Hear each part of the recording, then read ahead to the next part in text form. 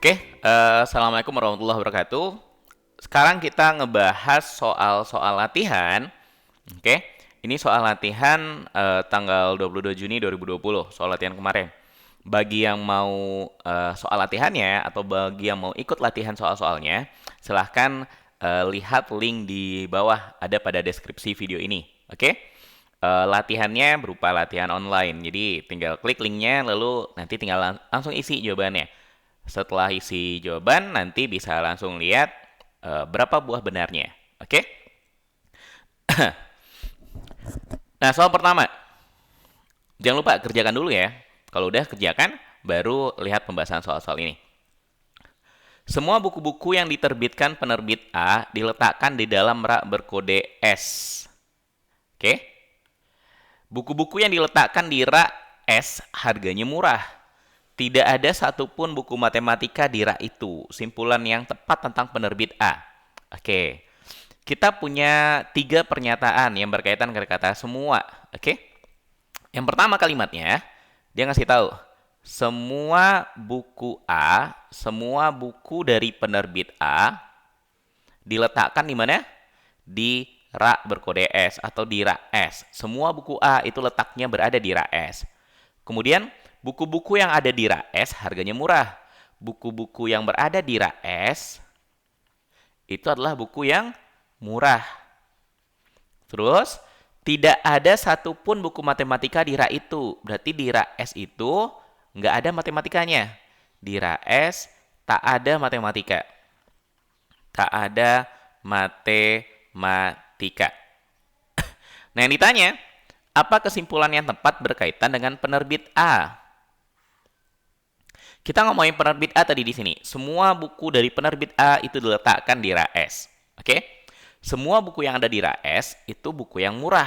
Berarti secara umum, kalau dua buah ini kita gabungkan, maka yang di rak S ini boleh kita coret. Oke?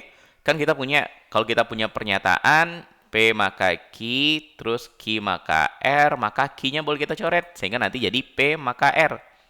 Dan ini nggak hanya berlaku pada, ini namanya silogisme. Dan ini nggak hanya berlaku pada pernyataan jika maka, berlaku juga pada pernyataan semua. Oke? Jadi kalau kita punya semua A itu adalah B, kemudian B, semua B adalah C, maka B ini boleh kita coret. Dan ini nggak harus semua ya, ini yang semuanya kita hapus saja. A adalah B, bisa semua A, bisa sebagian A. A adalah B. Nah, ini harus semua B itu adalah C. Maka kalau kita gabungkan jadinya A maka C. Oke? Atau semua A adalah C. A adalah C, sorry. Kalau ini pakai kata sebagian, sebagian A adalah C jadinya. Kalau ini di atas ini pakai kata semua A, berarti semua A adalah C. Yang penting, B yang kita coret, gara-gara ini kalau dia menggunakan semua B. Oke? Semua buku di A berada di rak S. Semua buku dari penerbit A diletakkan di rak S. Buku-buku yang ada di rak S, oke? Itu harganya murah. Berarti bisa kita simpulkan, semua buku A itu murah. Oke? Yang A, penerbit A katanya tidak menerbitkan buku yang murah. Salah. Harusnya semua buku A itu harganya murah. Yang B, tidak menerbitkan buku yang tidak murah. Nah, sering ada yang bingung ketika kalimatnya udah ada kata-kata tidaknya double kayak gini. Tidak menerbitkan buku yang tidak murah. Apa artinya ini? Tidak menerbitkan buku yang tidak murah. Berarti dia menerbitkan buku yang murah semuanya. Oke? Menerbitkan buku yang murah. Artinya sama. Buku yang tak murah nggak dia terbitkan. Berarti yang dia terbitkan adalah buku yang murah. Benar nggak? Semua buku A itu adalah buku yang murah. Iya, benar. Berarti B benar. Oke? C. Menerbitkan buku yang tak murah. Salah. Yang dia terbitkan adalah buku yang murah. Gara-gara semua buku A itu ada di S. Dan buku-buku yang ada di S adalah buku-buku yang murah. Sehingga semua buku-buku A adalah buku-buku yang murah. D. Menerbitkan buku matematika yang murah. Oke, sekarang apa hubungannya sama buku matematika? Semua buku A itu ada di rak S. Dan buku-buku yang ada di rak S, nggak ada buku matematikanya. Berarti semua buku A itu nggak ada matematikanya. Oke? Buku A nggak ada matematikanya. Ini bilang menerbitkan buku matematika yang murah. Salah. E. Menerbitkan buku matematika yang tak murah. Salah. penerbit A tidak ada matematikanya. Maka jawabannya adalah B. Oke? Lanjut, soal nomor 2. Semua guru dan dosen menggunakan buku sebagai sumber bahan mengajar. Coba perhatikan. Semua guru dan dosen menggunakan buku. Semuanya menggunakan buku. Sebagian guru dan dosen tadi menggunakan internet. Berarti yang pakai buku semuanya, yang pakai internet sebagiannya. Oke? Kita coba tulis ulang biar nanti lebih jelas. Semua guru dan dosen itu menggunakan buku. Terus, sebagian dari guru dan dosen ini, itu menggunakan internet. Nah, coba kita perhatikan satu-satu. Yang A, semua guru dan dosen menggunakan buku. Oke, benar. Tentang internet. Buku yang dia pakai di sini tentang internet nggak? Nggak ada disebutkan. Semua guru dan dosen menggunakan buku. Bukunya tentang apa? Kita nggak tahu. Nggak ada informasinya di sini. Oke? Sebagian guru dan dosen menggunakan internet. Bukan buku tentang internet. Oke? Maka yang A, salah. Yang B, semua guru dan dosen menggunakan bukan buku dan bukan internet. Salah. Dia menggunakan buku. Ini bilangnya bukan buku. Berarti salah. C, sebagian guru dan dosen menggunakan buku dan internet. Oke. Ketika kita punya pernyataan yang satu ngomongin semua, yang satu lagi ngomongin sebagian, subjeknya sama. Oke. Untuk pernyataan semua A adalah B misalkan. Lalu sebagian A adalah C. Maka ada 3 kesimpulan yang bisa kita ambil. Oke? Tergantung si A ini ngapain. Kalau kita nulisnya B dan C, maka di sini jadinya adalah sebagian A. Sebagian A adalah B dan C.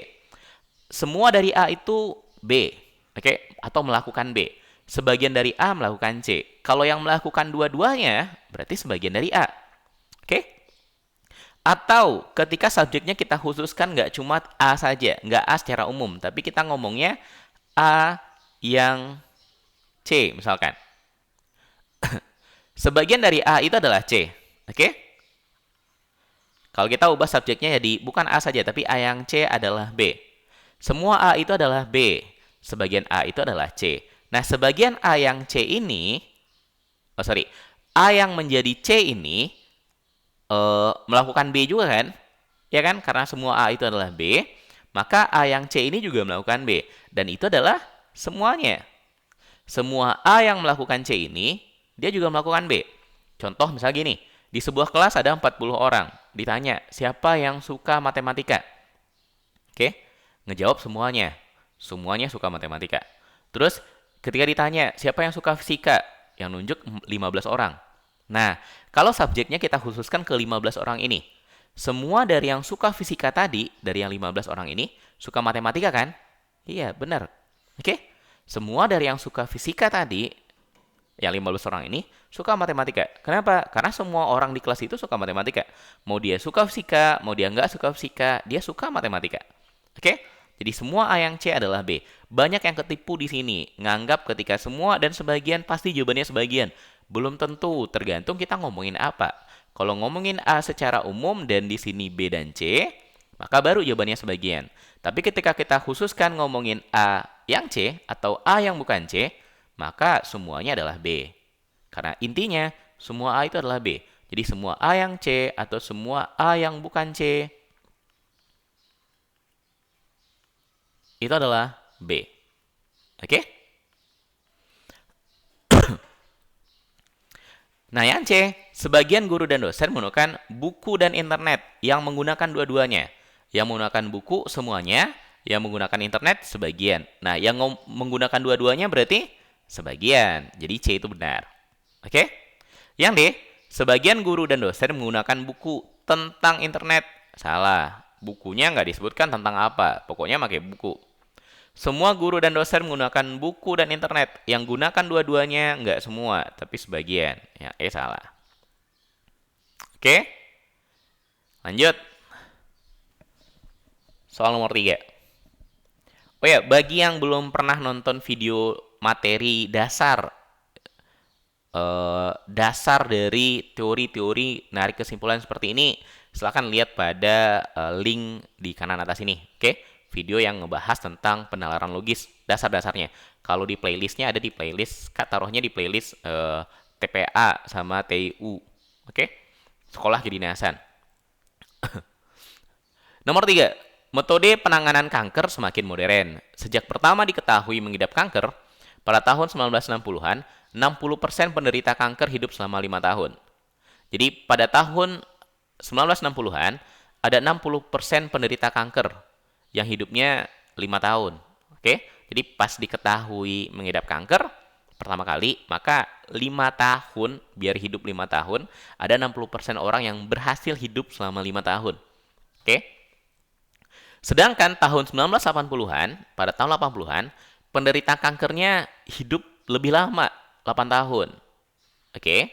Jadi pas 1960-an, penderita kankernya sejak pertama kali diketahui dia menderita kanker, maka dia hidup selama 5 tahun. Ya, habis itu ya meninggal. Oke. Bertahan hidup 5 tahun.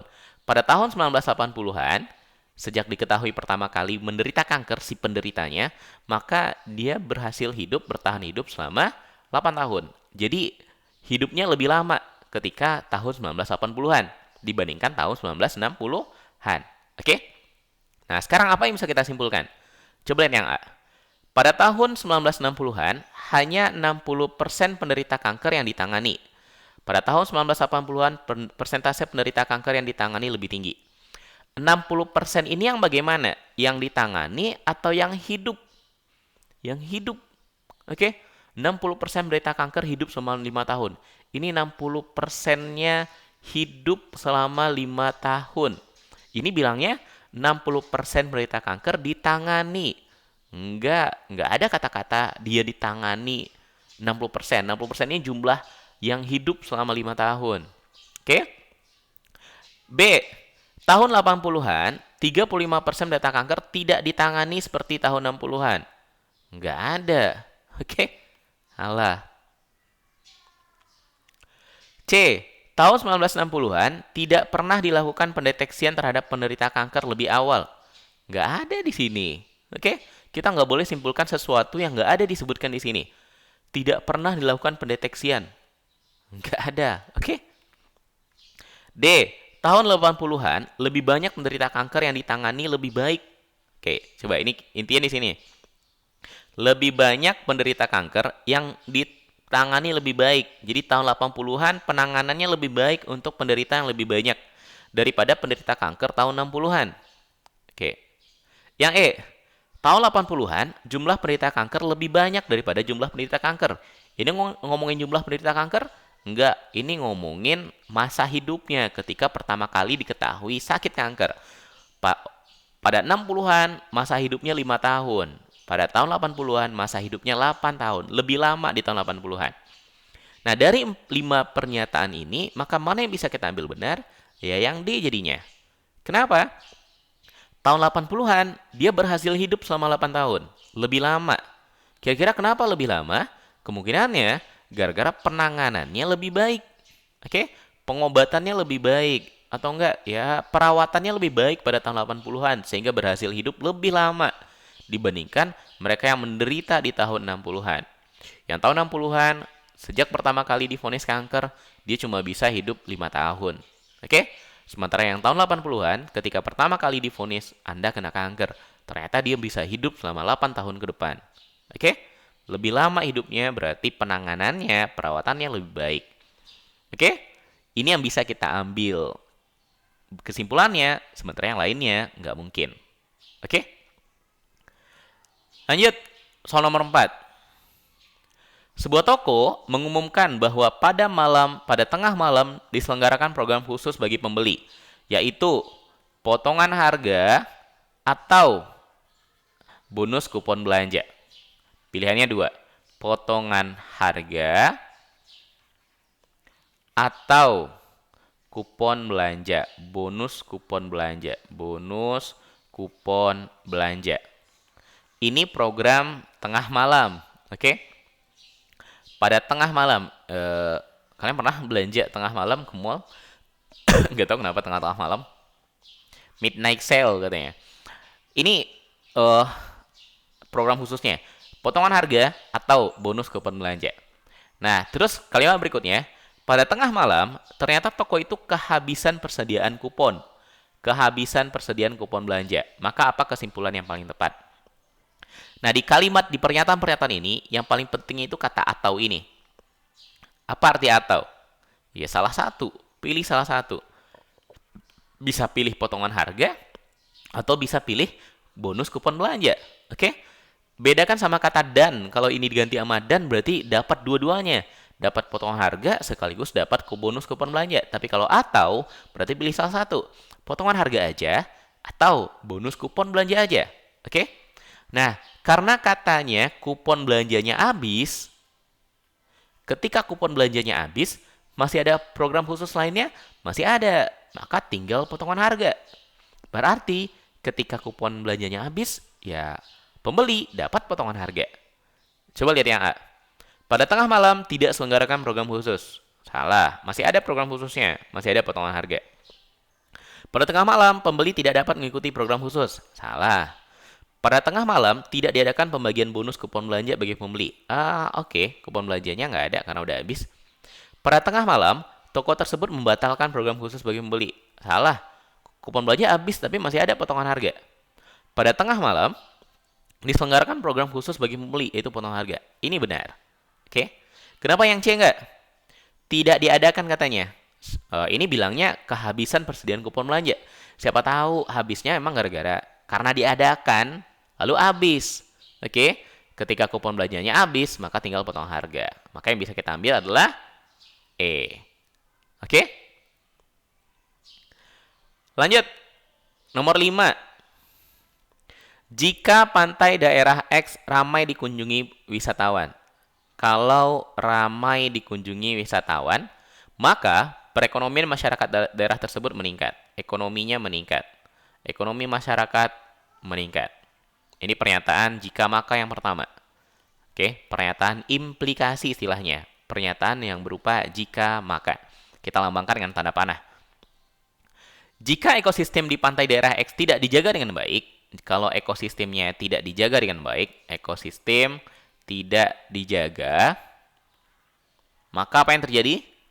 Maka hasil tangkapan nelayan tersebut akan tercemar. Hasil tangkapan nelayan akan tercemar. Oke. Terus, saat ini yang terjadi saat ini. Saat ini katanya, perekonomian masyarakat daerah X tidak mengalami peningkatan. Ekonomi tidak meningkat. Tidak meningkat. Atau hasil tangkapan nelayan daerah X tidak tercemar. Hasil tangkapan tak tercemar. Maka apa kesimpulan yang bisa kita ambil? Kita punya dua buah pernyataan implikasi. Yang di atas kita anggap sebagai A maka B. Yang di bawah misalkan, karena ini hal yang baru, C maka D. Oke? Sering-sering sederhanakan jadi seperti ini, biar lebih gampang pas kita mau narik apa kesimpulannya. Yang pertama katanya, ekonomi tidak meningkat. Ekonomi meningkat itu adalah B. Ekonomi tak meningkat adalah negasi B. Dan ingat, ketika kita punya A maka B, kita punya pernyataan A maka B. Lalu ada pernyataan negasi B. Maka kesimpulan yang bisa kita ambil adalah negasi A. Oke? Pada pernyataan implikasi, ada 3 aturan dalam menarik kesimpulan. Yang pertama, ada namanya modus ponen. A maka B, lalu ada A. Maka kesimpulannya adalah B. Yang kedua, A maka B, negasi B. Maka jawabannya adalah negasi A. Negasi itu artinya lawan. Lawan dari B. Oke? Ini modus ponen namanya. Ini modus tolen. Yang bagi yang mau belajar ini lebih detail, lihat video penalaran logis. Oke? Cari di playlist TPA TIU Sekolah Kedinasan. Cari yang penalaran logis atau penarikan kesimpulan. Terus A maka B, lalu ada B maka C. Nah, ketika ini nyambung, maka B boleh dicoret. Ini namanya silogisme. Kesimpulannya A maka C. 3 ini yang boleh, di luar ini nggak boleh. Oke? Yang sering salah itu ketika menyimpulkan A maka B negasi A. Nah, sering nyimpulkannya negasi B. Ini salah. Oke? Ini harusnya tak ada kesimpulan. Ini yang tak disimpulkan. Tak dapat disimpulkan. Jadi kesimpulannya apa? Nggak ada. Oke? Terus satu lagi yang nggak ada kesimpulannya. A maka B lalu B. Ini juga nggak ada kesimpulannya. Oke? Yang ada kesimpulannya bentuknya seperti ini. Nah, karena bentuk yang pertama, A maka B, lalu ekonomi tidak meningkat berarti negasi B, maka jawabannya adalah negasi A. Apa itu negasi A? A itu ramai. Berarti kalau negasi A, tidak ramai. Dalam logika matematika, ini namanya pelajaran logika matematika, lawan dari ramai bukan sepi, tapi nggak ramai. Oke? Cukup kasih kata tidak. Jadi negasi itu cukup dengan beri kata tidak di depannya. Misalkan, apa lawan dari besar? Apa negasi dari besar? Maka bukan kecil, tapi tidak besar. Oke?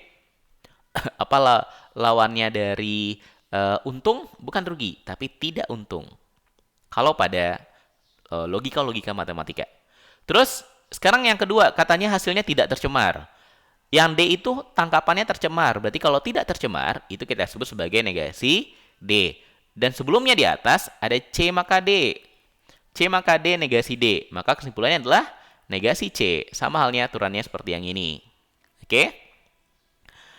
Nah, karena ini kepakai kata atau, berarti ini juga atau. Oke? Ekonomi tidak meningkat atau hasil tidak tercemar. Maka kesimpulannya tidak ramai atau negasi C berarti ekosistemnya dijaga. C itu tidak dijaga. Berarti kalau negasi C, ekosistem dijaga. Dijaga. Maka jawabannya mana? Tidak ramai atau dijaga. Ini A, B, C, D. Oh ya, cuma sampai D pilihannya ya. Pantai daerah X belum ramai dikunjungi wisatawan. Oke. Tapi ekosistem pantai tersebut tidak dijaga. Harusnya dijaga. Berarti salah. Ekosistem pantai di daerah tersebut dijaga dengan baik. Oke, dijaga. Karena belum ramai dikunjungi wisatawan. Karena nggak ramai. Ini atau harusnya. Bukan karena. Dua hal ini nggak ada sebab akibatnya. Oke, jadi nggak boleh jawab pakai karena. Pantai daerah X tidak ramai dikunjungi wisatawan. Oke, nggak ramai. Atau ekosistem di pantai daerah tersebut dijaga dengan baik. Oke, berarti ini yang benar. C jawabannya. Yang D, pantai daerah X ramai dikunjungi wisatawan. Harusnya nggak ramai. Salah. Oke. Lanjut soal nomor 6. Nah, sekarang kita masuk ke kuantitatif. Nenek punya sejumlah permen yang akan dibagikan kepada sejumlah cucunya. Ada jumlah permen, ada jumlah cucu. Jika tiap cucu diberi 3 permen, maka akan ada 2 permen yang tersisa. Tiap cucu diberi 3 permen, maka akan ada 2 permen yang tersisa. Jika tiap cucu diberi 4 permen, maka akan ada seorang cucu yang tak mendapat permen sama sekali. Maka jumlah cucu nenek tersebut adalah. Oke. Sekarang kita punya jumlah permen dan jumlah cucu. Misalkan jumlah permen itu kita anggap X. Jumlah cucu kita anggap Y. Setiap ketemu soal-soal cerita yang kayak gini, yang paling penting itu sebenarnya persamaan matematikanya. Bisa kita membuat persamaan matematikanya dengan benar, maka kita bisa selesaikan dan kita bisa jawab dengan benar. Oke? Ketika ada variabel-variabel kita nggak tahu yang mau kita cari, anggap aja sebagai X atau Y. Oke? Nah, sekarang kasus yang pertama. Jika tiap cucu diberi 3 permen, maka akan ada 2 permen yang tersisa. Oke? Jumlah permen awal, ingat gini, jumlah permen awal yang penting, jumlah permen awal sebelum dibagi, ya sama dengan jumlah permen yang dibagi plus sisa yang ada di tangan nenek. Oke? Jumlah permen awal sama dengan jumlah permen yang udah dibagi sama cucu-cucunya ditambah sama sisa yang dari tangan nenek. Ya kan? Misalkan jumlah permen awalnya 40, yang dibagi 35, berarti ada sisa 5 di tangan neneknya. Oke. Jumlah permen awal itu apa? X. Sama dengan jumlah permen yang dibagi. Kasus pertama, tiap cucu diberi 3 permen. Tiap cucu dapat 3. Tiap cucu dapat 3 permen. Oke? Jumlah cucu ada berapa orang? Y. Tiap cucu dapat 3. Kalau cucunya ada 5, masing-masing cucu dapat 3. Berarti yang total yang dibagikan ke cucu-cucunya 3 kali 5, 15. Kalau cucunya ada 2, dikasih masing-masing 3. Maka yang dibagikan ada 6, 3 kali 2. Kalau cucunya ada Y, tiap cucu dapat 3, maka jumlah permen yang dibagikan ke cucunya jumlahnya adalah 3Y. Dan sisa 2. Berarti tambahin sisa, tambah 2. Ini persamaan pertama. X sama dengan 3Y tambah 2. Oke? Pada kasus kedua, tiap cucu dapat 4. Tiap cucu dapat 4. Ada sisanya? Nggak ada sisanya. Malah ada satu orang cucu yang nggak dapat permen. Satu cucu tak dapat permen. Nah, gimana persamaannya? Jumlah cucu tadi berapa? Y. Apakah semuanya dapat 4 permen? Enggak. Yang dapat permen, ada satu yang nggak dapat permen. Kalau awalnya ada 5 orang, ada satu yang nggak dapat permen, berarti yang dapat permen ada 4 orang. Maka yang dibagi ada 4 kali 4 jadinya. 4 orang masing-masing dapat 4. Berarti ada 16 permen nanti totalnya. Oke? Nah, karena jumlah cucunya ada Y, maka yang dapat permen itu adalah Y kurang 1 orang. Oke? Total cucunya ada Y, ada satu yang nggak dapat permen. Ada satu orang cucu nggak dapat permen. Berarti yang dapat permen Y kurang 1 orang. Sehingga kalau kita masukkan ke dalam persamaannya, jumlah permen awal X. Oke? Jumlah permen yang dibagi, masing-masing cucu dapat 4. Yang dapat permen Y kurang 1. Berarti 4 kali Y kurang 1. Oke? Ada sisa? Ya sisanya nggak ada. Kan permennya habis. Malah ada satu orang yang nggak dapat. Nah, dari sini yang ditanya apa? Jumlah cucu. Kita mau nyari nilai Y-nya. Nah, kita bisa eliminasi atau kita bisa substitusi. Nah, ini kita substitusi aja karena ini X sama dengan, ini X sama dengan, ya X di atas sama X di bawah itu sama. Kalikan ini ke dalam. 4Y kurang 4. Hasil 4 ini kalikan ke dalam. Sama dengan 3Y tambah 2. Ini sama dengan X. Ini juga sama dengan X. Berarti yang di atas sama yang di bawah. 3Y pindahan kiri. 4Y kurang 3Y. Min 4-nya ke kanan. Jadi 2 tambah 4. Berarti Y sama dengan 6. Jadi jumlah cucu sama dengan 6 orang. Oke? Maka jawabannya D. Kalau ditanya jumlah permen, tinggal masukkan Y-nya ke sana. 3 kali 6, 18. Tambah 2, 20. Oke? Atau masuk ke sini. Y kurang 1, 6 kurang 1, 5. Kali 4 juga 20. Oke? Jadi yang paling penting yang mana? Yang paling penting persamaan dua buah ini. Ngubah kalimat-kalimat ceritanya menjadi bentuk persamaan. Oke? Lanjut. Nah, kita masuk ke rata-rata. Rata-rata bilangan 27 kurang X. Bilangan pertama 27 kurang X. Bilangan kedua X kurang 8. Bilangan ketiga 3X tambah 11. Dari 3 bilangan ini, rata-ratanya Y. Oke. Terus saya tanya, kalau kita punya bilangan 2Y sama 2Y per 3, maka berapa rata-ratanya? Oke. Gimana cara ngitung rata-rata? Rata-rata adalah jumlah semua bilangan dibagi sama banyaknya. Jadi kalau rata-ratanya Y, maka bisa kita tuliskan Y rata-rata sama dengan jumlah ketiga-tiga ini. 27 kurang X ditambah X kurang 8 ditambah 3X tambah 11 dibagi sama 3. Ada 3 buah bilangan. Oke? Ini tambah yang di tengah, tambah yang di bawah, dibagi 3. Oke? Kalau kita mau lihat hubungannya, berarti Y itu sama dengan 27 kurang X tambah X. Habis nggak X-nya? Habis. Tinggal berapa X? 3X. 27 kurang 8. Berapa 27 kurang 8? 19. Ditambah 11, tambah 30. Dibagi 3, maka jadi berapa? 3X tambah 30 bagi 3, X tambah 10. Berarti Y itu nilainya X tambah 10. Nah, sekarang ditanya, berapa rata-rata dari 2Y per 2Y per 3? Karena ini 2 buah bilangan, maka rata-ratanya adalah 2Y tambah 2Y per 3 kita bagi sama 2. Ada 2 buah bilangan, maka dibagi 2. 2Y tambah 2Y per 3 ya dibagi sama 2. 2Y. Y itu X tambah 10. Berarti kalau 2Y tinggal kali 2. 2X tambah 20. Oke? Ditambah 2Y per 3. 2X tambah 10.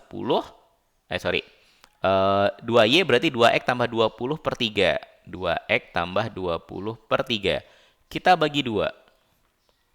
Nah, kalau seandainya sulit, kita punya pecahan di dalam pecahan. Ini ada pertiganya. Bagi lagi sama 2. Maka, kali 3 semua suku di sini kali 3. Oke? Biar pertiganya ini hilang. Si 2X-nya kali 3. 6X. 20 kali 3. 60. Ini karena semuanya per 3, berarti ketika dikali 3, per 3-nya hilang. Tinggal 2X tambah 20. Per 2 kali 3, 6. Oke? Sehingga jadi berapa? Geser dulu ke bawah. Sama dengan 6X tambah 2X, 8X. 60 tambah 20, 80 bagi 6. Bisa sederhanakan nggak? Ini 8X tambah 80 per 6 di sini nggak ada. Per 3 yang ada. Berarti kita sederhanakan. Kita bagi 2 semuanya biar bisa sederhana. 8X bagi 2, 4X. 80 bagi 2, 40 per 3. Pecahan bisa kita sederhanakan, bisa kita bagi asalkan semua suku dibagi dengan angka yang sama. Kali juga gitu. Semua suku dikali dengan angka yang sama.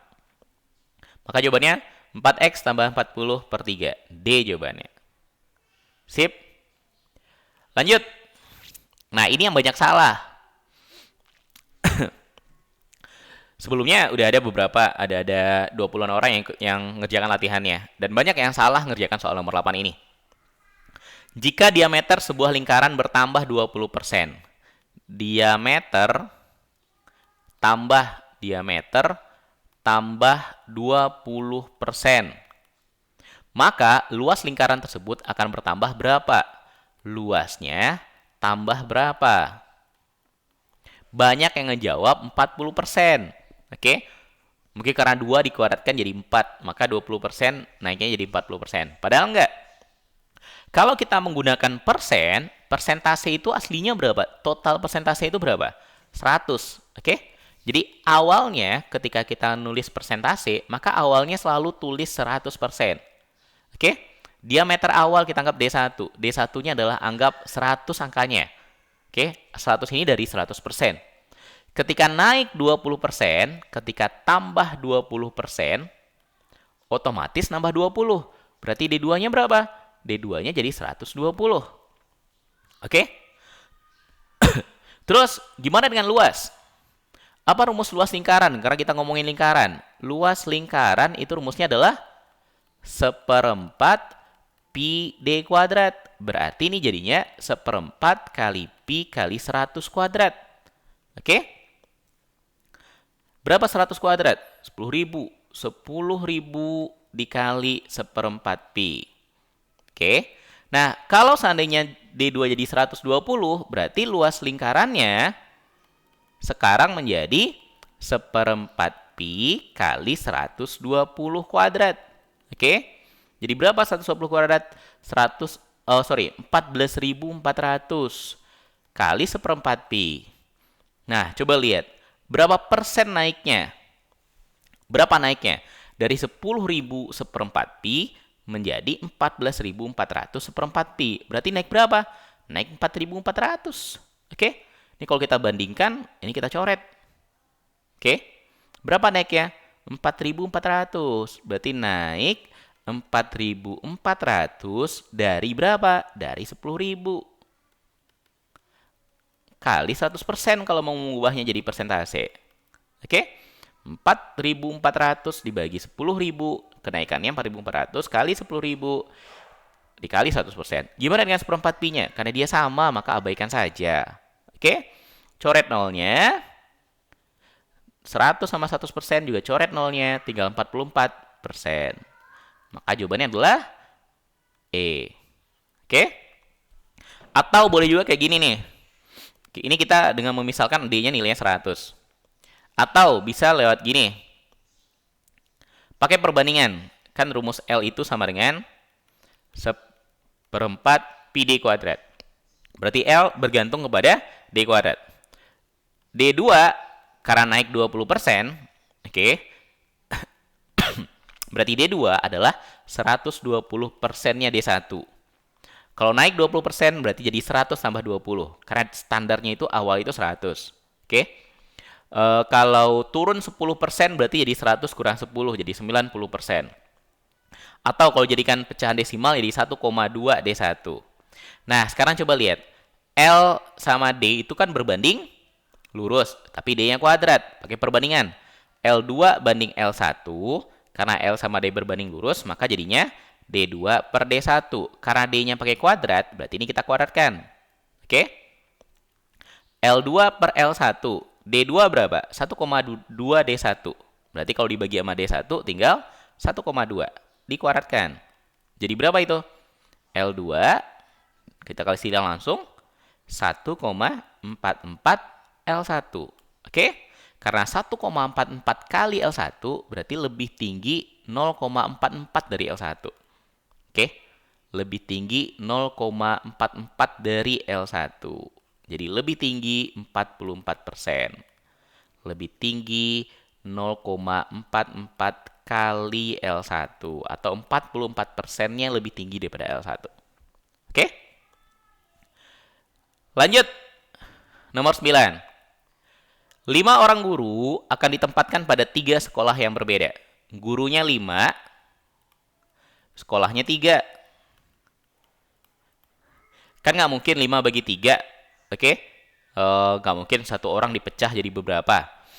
Ini nggak pas. Maka katanya ada aturannya. 2 orang di sekolah pertama. Di sekolah pertama ada 2 orang guru. Di sekolah kedua ada 2 orang guru lagi. Di sekolah ketiga ada 1 orang. Nah, pertanyaannya, banyak cara menempatkan kelima orang guru tersebut. Banyak cara. Ingat, kalau kita mau mencari banyak cara, menghitung banyak kemungkinan atau banyak cara, maka ada beberapa pilihan. Ada aturan pengisian tempat, ada kombinasi, ada permutasi. Ada lagi nanti namanya permutasi siklik, khusus menyusun secara melingkar. Ada permutasi unsur yang sama ketika kita mau menyusun beberapa buah unsur yang di dalamnya ada unsur-unsur yang sama. Oke? Bagi yang mau belajar, maka cari video di playlist materi TPS. Bab peluang, ada banyak video bab peluang yang udah Kak buat. Tonton semuanya dari awal, harus berurutan dari awal biar paham. Oke? Nah, untuk kasus seperti ini, karena kita mau menempatkan 5 orang guru pada pada 3 buah sekolah, satu sekolahnya ada 2 orang, sekolah kedua ada 2 orang, sekolah ketiga ada 1 orang, dan susunannya nggak penting. Guru yang masuk ke sekolah pertama, misalkan AB, ataupun BA, ini hal yang sama. Oke? Maka kita gunakan kombinasi. Ketika kita mau memasukkan atau mau memilih tanpa memperhatikan urutan, menganggap AB dan BA itu sama, maka gunakan kombinasi. Oke? Karena ada 3 tempat, maka pilih dulu untuk tempat yang pertama. Ada 5 orang guru calonnya. Terus yang mau ditaruh di sekolah pertama ada 2 orang, berarti 5C2. Oke? Kali, ini kan pakai kata dan, di sekolah pertama dan di sekolah kedua dan di sekolah ketiga. Oke? Untuk sekolah kedua, ada 2 orang yang mau dipilih. Calonnya guru tinggal berapa? Tinggal 3. Oke? Kenapa tinggal 3? Karena 2 orang udah dipilih di sekolah pertama. Ini sekolah pertama ya. Di sekolah pertama ada 5 orang calon guru yang mau kita tempatkan dan kita pilih 2.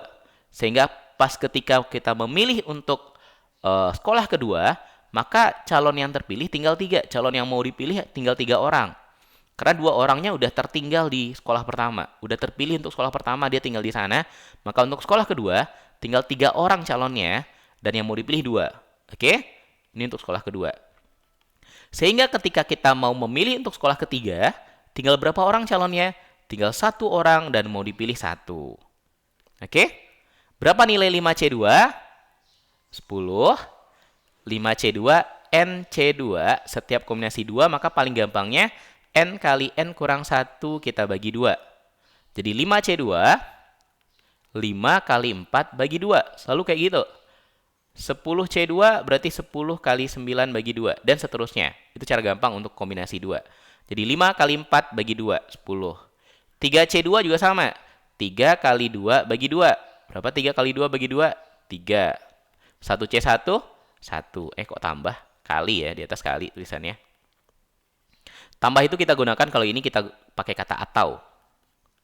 Atau maka pakai kali. Tapi kalau dan pakai kalau atau pakai tambah, kalau dan dia pakai kali.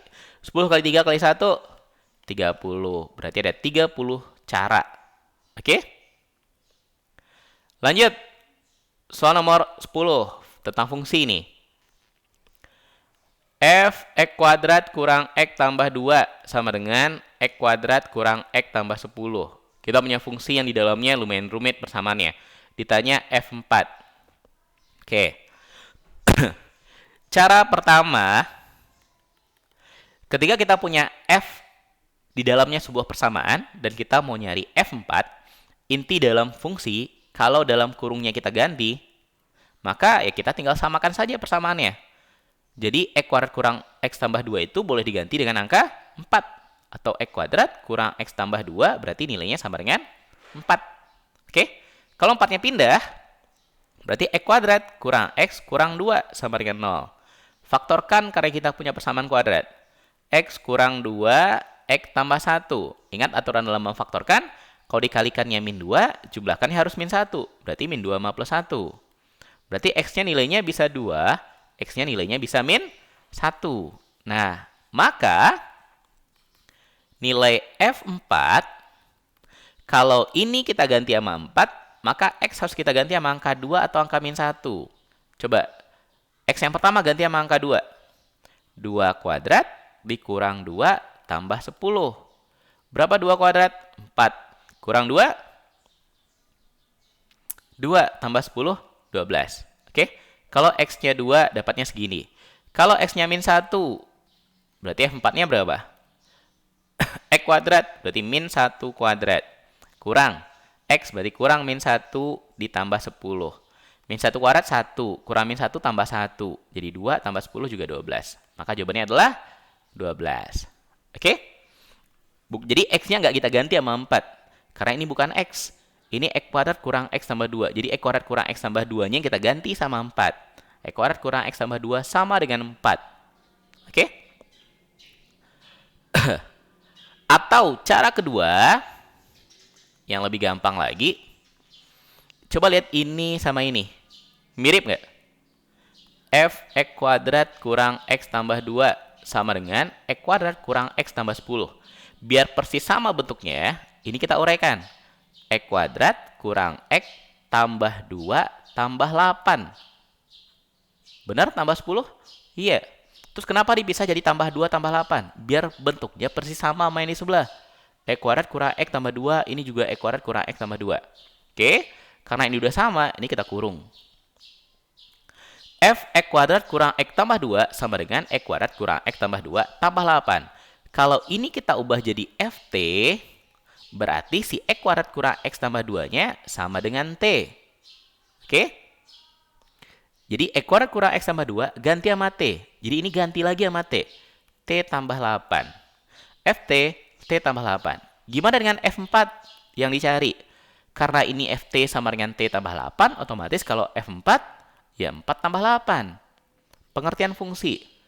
Dapatnya 12. Bagi yang belum nonton materi fungsi, ya tonton dulu materi fungsinya. Video materi TPS yang berjudul fungsi 1 sama fungsi 2. Di sana dijelaskan secara detail. Oke? Ini tentang komposisi, ada di fungsi yang kedua. Oke? Kita cukupkan. Alhamdulillahirrahmanirrahim. Jangan lupa lanjut nonton latihan untuk tanggal 23 Januari ini. Oke, kerjakan latihannya, tonton videonya, dan kita akan buat latihan-latihan seperti ini setiap hari. Sampai tanggal berapa? Sampai tanggal 3, oke? Atau mungkin sampai tanggal 4 atau tanggal 5 Juli nanti. Oke, kita cukupkan. Alhamdulillahirrahmanirrahim. Ikuti terus, jangan lupa subscribe channel Rumah Belajar Kamil biar nggak ketinggalan video-video terbaru.